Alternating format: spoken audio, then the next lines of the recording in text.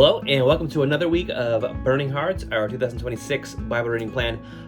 This week we are reading 5 more chapters from the Gospel of Matthew. It's a long Gospel, 21 through 25. Now, this week is, I'll be honest, it's a difficult week of reading because some of these chapters are intense.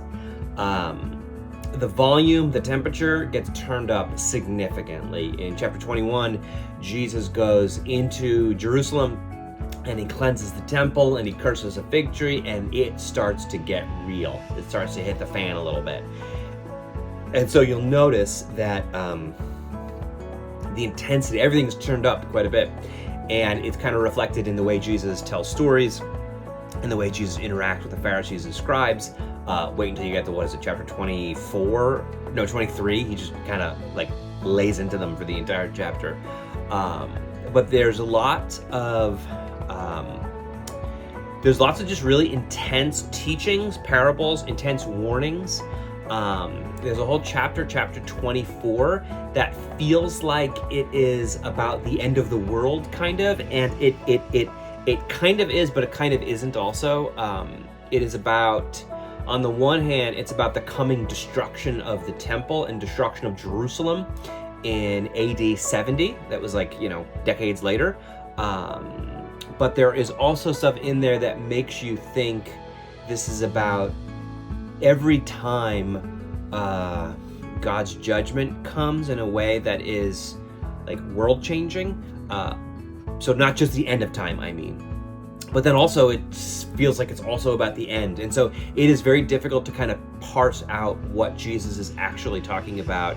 Is he talking about then? Is he talking about now? Is he talking about later? And the answer is yes in some ways and no in others. It's quite complicated.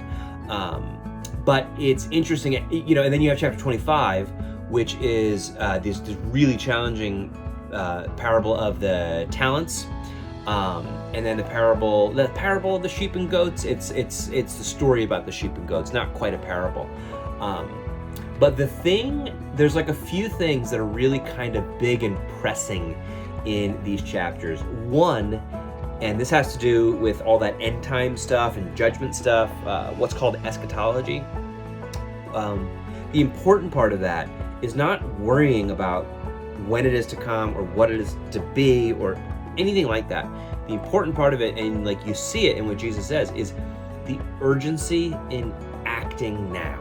It's the urgency in being a follower of Jesus, the urgency of loving your neighbor as yourself now, today, not waiting.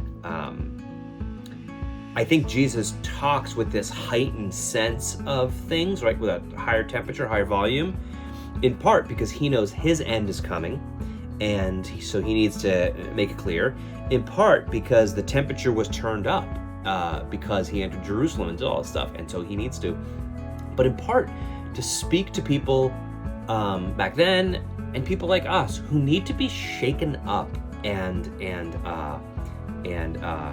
really hear the urgency of the calling. So that's one thing that I think is just, it's so pressing in these chapters. The other thing is the urgency of actually living out your faith, of actually doing something. That is at the core of it. The whole section starts after the whole section starts because Jesus judges the temple, basically, because it's not doing what it's supposed to be doing. It's not living up to what it's supposed to. That's what the whole fig tree is all about. The Pharisees eventually ask him, what is the most important thing? And Jesus says, it's love God, and the second thing is love your neighbor as yourself. And that's what counts. Love God, love your neighbor. And so you get to chapter 25 after all this urgency stuff, and you see the parable of the talents, for instance. God has given us, our lives, our potentials, our future, our community, our calling. God has given us grace and mercy and love and kindness. He's given all this to us. Do we hold on to it for ourselves, or do we invest it back in the kingdom of God for the good of others, for the sake of others? Do we hold on to it, or do we live out our faith? And that's really Jesus is not in a way that's obvious or clear, but that's the impression of all of this. And then it ends with that great story of the sheep and the goats. And what it comes down to is, how did you treat the people who are the lowest in society? Like, how did you treat them?